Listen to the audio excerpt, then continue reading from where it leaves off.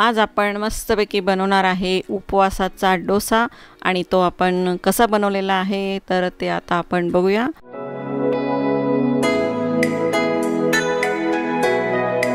नमस्कार, hello friends, Shilaj रेसिपीमध्ये तुमचे खूप खूप स्वागत आहे। आज आपण बघणार आहे छानशी मस्तपैकी रेसिपी आणि ती रेसिपी कोणती तर चला मग आपण बघूया। तर त्या डोशासाठी आपण घेतले जिरा 2 चमचे, शेंगदाण्याचं कूट घेतलेलं आहे आपण अर्धा वाटी, नंतर मीठ घेतलं आहे आपण चवीनुसार, 3 ते 4 मिरच्या घेतल्या आहेत मोठ्या आपण, त्यानंतर साबुदाणा घेतलेला आहे 1 मोठा बाउल आणि भगर घेतला आहे आपण 2 वाट्या साधारण मीडियम साईजच्या। तर ते सगळ्यात आधी आपल्याला साबुदाणा आणि भगर हे आपल्याला भिजत ठेवायचं आहे।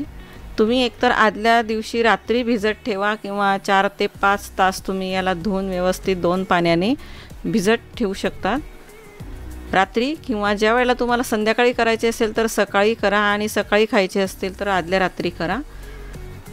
भगर तर व्यवस्थित होऊन जातं पण साबुदाणा कच्चा राहू शकतो, तर व्यवस्थित धुवून घ्यायचं आहे। त्यात काही खडे वगैरे असतात बारीक बारीक, तेही आधी बघून घ्यायचे धुण्याच्या आधी। आणि हे आता आपलं भिजत ठेवायचं आहे 5 ते 6 तास आणि त्यानंतर हे मिक्सरमधून करून घ्यायची बारीक पेस्ट, किंवा जाडसर आवडत असेल तर जाडसर।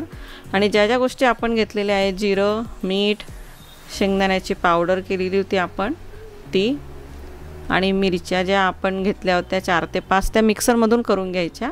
आणि त्याचे प्रमाण तुम्हाला अजून तिखट पाहिजे असतील किंवा खूप कमी तिखट पाहिजे असेल तर ते तुमच्यावरती आहे, तर त्या मिरच्या तुम्ही कमी जास्त करू शकतात। आणि यामध्ये आपल्याला वरतून थोडं पाणी लागेल तर घेऊ शकतात तुम्ही, कारण आपल्याला जर एकदम पातळ डोसे पाहिजे असतील तर पाणी जास्त घ्या आणि जाडसर डोसे पाहिजे असेल तर घट्ट घ्या। कारण घट्ट जर केलं आपण तर ज्यावेळेला चमच्याने आपण फिरवतो पॅनवरती तर तो लवकर पसरत नाही, तर पातळ असेल तर लगेच पसरतो। तर आपलं पॅन किंवा जे पण ज्याच्यात तुम्ही करत असणार डोशाच्या तव्यावरती त्याला थोडं तेल लावून घ्यायचं आणि जेवढं त्याच्यावरती मावेल 2 ते 3 पळी ओतायचं आहे। आणि त्यानंतर जसं आपण एखाद्या वाटीने किंवा चमच्याने असं पसरवू शकतात तुम्ही गोल, जेवढं त्यामध्ये मावेल।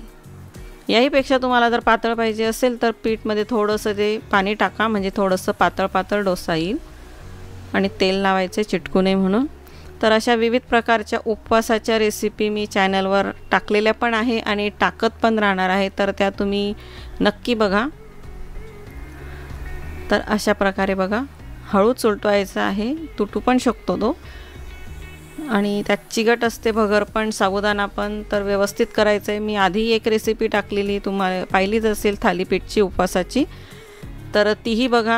आणि अजूनही आहे तर तुम्ही आता ह्या श्रावण महिन्यात तरी तुम्ही अशा विविध प्रकारच्या उपवासाच्या रेसिपी करून बघा, खाऊन बघा, आणि आपली ही उपवासाची चटणीबरोबर तुम्ही खाऊ शकता शेंगदाण्याच्या। तर तुम्हाला ही आजची रेसिपी कशी वाटली डोशाची मला कमेंट बॉक्समध्ये नक्की सांगा, आणि ज्यांनी अजून माझ्या चॅनलला सबस्क्राईब केलं नसेल त्यांनी सबस्क्राईब करा, लाईक करा, शेअर करा। धन्यवाद।